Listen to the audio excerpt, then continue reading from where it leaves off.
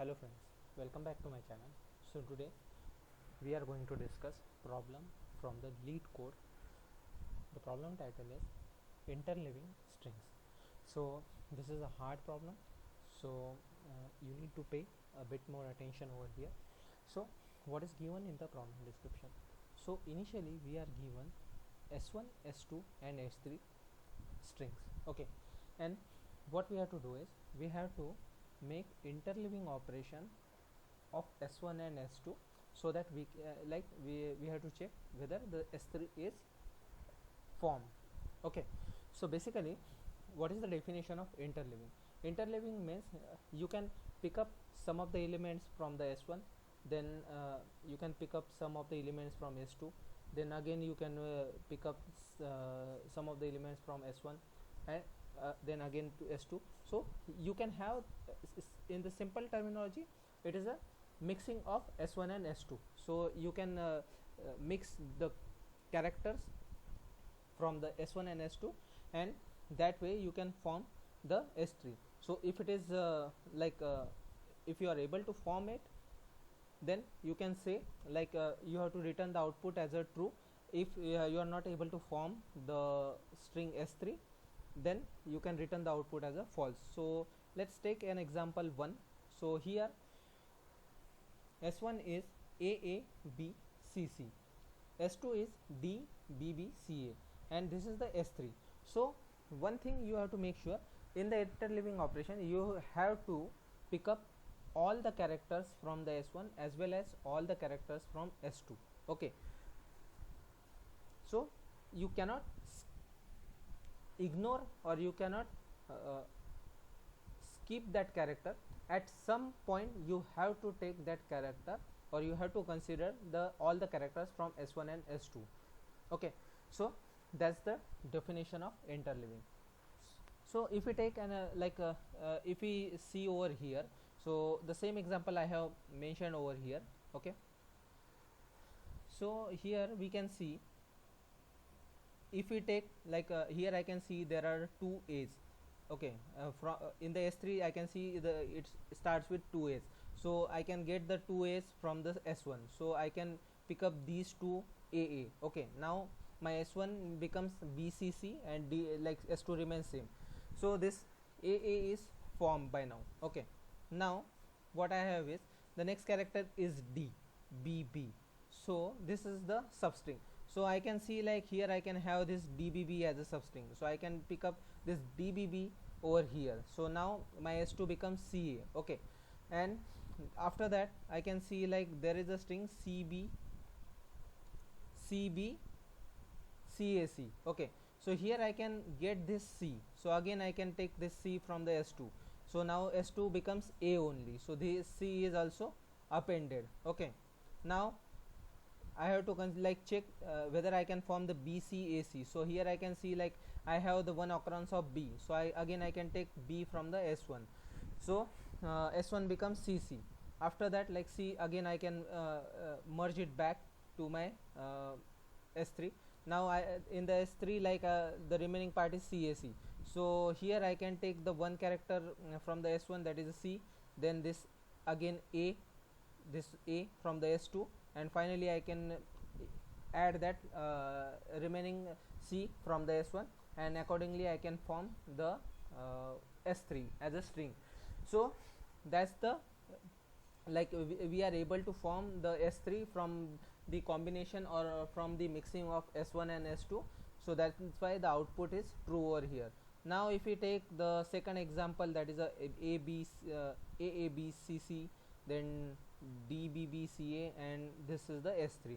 So considering this example, here initially we can have this AABA, because the s3 contains the A at the start, then this DBB triple B, so I can have this double B DBB over here, and again from the s1 I can pick up this B. Now next thing, here I need to have A, but if you see s2 contains the CA now and s1 contains the CC, so that's why I cannot pick up this character, I cannot have the A character as a next character in the s1 and s2. So that's why the output is false over here. So that's the whole logic over here. So to solve this problem, we have to make the choices. We can pick up the character from the S1 or the character from the S2 based on the current matching with the current matching character with the S3. So to solve this problem, we are going to use the dynamic programming over here. So let's look at the code part now. So initially, this is the function we are given, that is the isInterleave. It returns the output as a boolean, and it accepts the three parameters, that is the S1, S2 and S3. Okay, so what I am doing is, initially I am calculating the n1, n2, n3, that these are the lengths for the strings S1, S2, S3 respectively. Then what I am checking is, I have written couple of test cases over here, so I will simultaneously describe those test cases. So first check, we can see, like, if the summation of the S1 and S2 is not equal to S3, so we are not at all able to form the matching strings. Okay, so it simply returns the false. Next thing is, if we have, because there is an example, that is example 3. So here all the three strings are empty, so it's already formed combination. So in that case, like, if all the three strings are 0, the string lengths are 0, then we can return the true output over here, okay, which is the expected one. So apart from that, what I am doing is, I have taken the 3 pointers, that is I for the S1, J for the S2 and K for the S3. Okay, so next time what I am doing is, here, like, there are two cases. Let's say if I have a S1 and S2 and both contains A at the starting point, and S3 also starts with the A. So there can be like a situation, either I can pick up the character from the S1 string, or I can pick up the character from the S2 string. So that's why I have created two variables, that is the first result set for the picking up the character from the S1, and second B2 from picking up the character from the S2. So here if you see the if condition, if my current pointer is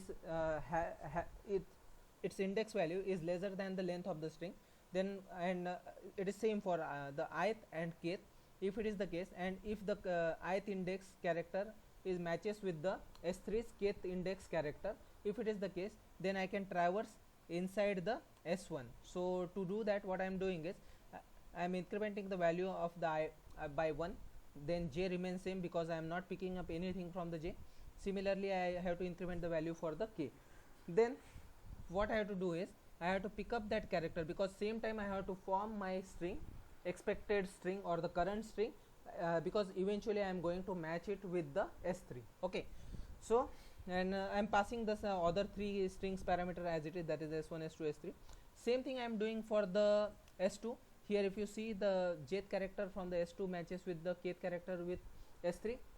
If it is the case, then I remain same, and I am incrementing the J and K value respectively. Okay, so now coming to this traverse function, I will discuss the memoization part at the last. Okay, so let's think about the recursive approach first. So when you come to this traverse function, so initially, first base case, what I am checking is whether I get the expected string. So this CS stands for the current form string, whether it matches with the S3. If it matches, then I am simply returning the true. If not, then what I am checking is the out of bound condition. If the length of my, like, if my ith pointer and jth pointer is greater than the length of the S1 and S2, then I cannot form that string anymore. So I have to return the false value over there. If it is not the case, then again I am repeating the same procedure over here. What I am doing is, again I am checking the current character, that is the ith character from the S1 and kth character from the S3. If those are matching, then increment I and K, and again append that ith character to my CS, that is the current string. Okay, same operation I have to do for the S2 jth character as well as the S3's kth character. If it is the case, if it is matching, then increment J and K over here. So if you run this solution without the memoization, so it will cover the 93 test cases when I ran this program. So and it gives you the time limit exceeded exception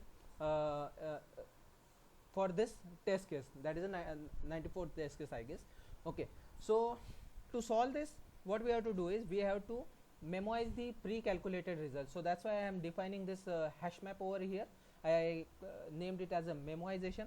So what I am doing is, after calculation of the each of the result, what I am checking is if my b1 or b2, whatever, like if I perform the OR operation, because here like we are performing the two choices and we are not sure like which choice can give us the right result, because there can be the case like if we go with the like b1, then we can be able to form the s3, or there can be the case with the b2. So that's why this OR operation is performed. So I have created a key over here with respect to the indices, because I, j and k, these are the states in my DP problem. These are constantly changing for each of the operation. So these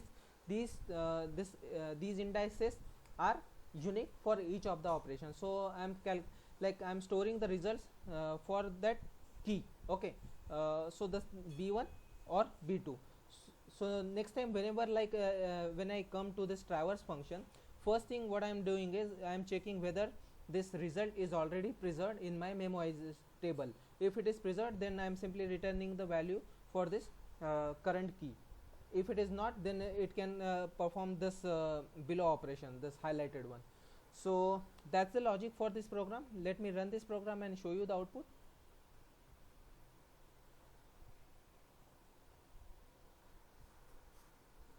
So you can see this runtime is 11 milliseconds and the solution is 20% or 21% faster than the other Java submissions. So let's see the test coverage part now.